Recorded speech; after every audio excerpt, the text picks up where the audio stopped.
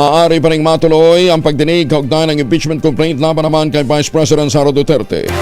Ayon kay Senate President Chis Escudero, iba ang trabaho ng impeachment court kumpara sa regular na sesyon ng Kongreso. Kaya kahit na walang sesyon, maaaring magpatuloy ang impeachment hearing.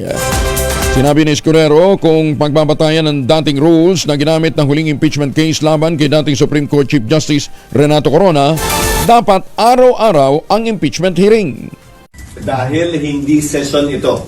It is a different time. Hindi ito session tulad ng session namin kung saan kailangan nagsesesyon din ang Kamara. Ang impeachment proceeding ay unique na proseso na hindi saklaw at labas sa ordinaryong sesyon ng Senado kung saan kailangan nagsesesyon din yung aming counterpart sa Kamara de Representantes. Kung, na malaking kung, yan ang pagpapasahan ng impeachment court. Pero nilinaw din ni Senate President Chis, wala pa silang paghahanda na ginagawa sa ngayon sa Senado.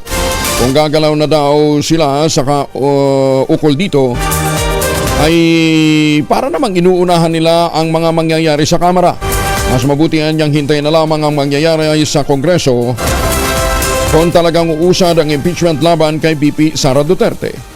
Hindi, dahil ayokong i-assume yung mga mangyayari at ayokong pangunahan. One way or the other. Dahil pag sinabi kong maghanda na, magsimula na kayo, ready, get set, pero wala pang go, baka isipin ako'y pumapabor o kumikiling sa paghahain o pagsampa. Malalaki na lahat ng mga senador. Matatanda na kaming lahat. Alam na namin yung mga dapat at di namin dapat gawin. Kung sa tingin nila malaki ang posibilidad na kailangan na magsimula mag-aral, nasa sa kanila yon. Kung mabilis naman sila mag-aral at mabilis matuto, hindi pa siguro muna kailangan. Hanggang nandiyan na. Hindi naman susundin ang law of succession kapag natuloy ang impeachment kay VP Sara Duterte. Paliwanag ni Senate President Chis Escudero, masusunod lamang ang succession kung may nangyaring masama sa presidente o sa vice-presidente. Dito lamang aakyat ang number 3 sa pwesto na Senate President at ang number 4 na Speaker of the House of Representatives.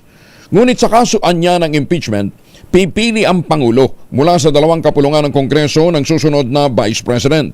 Ang kailangan lamang ay edad nitong 40 anyos bilang pagsunod sa constitutional requirement para sa pagka-vice-presidente at presidente. Kapag nakapili ang Pangulo ng bagong vice, ay pagbubutohan na lamang ito ng Kamara at ng Senado ng magkahiwalay. Papasok lamang yan kapag sabay na wala ang 1 at 2, sabay na wala ang 1, 2, 3. Doon lamang papalit ang pangatlo o pangapat. Nakita na nating nangyari yan. Nung natanggal si dating Pangulong Estrada, pumalit si Vice President Arroyo, na bakante ang Vice President, ang ginawa niya. So hindi sabay na bakante. Nag-appoint siya mula sa Kongreso.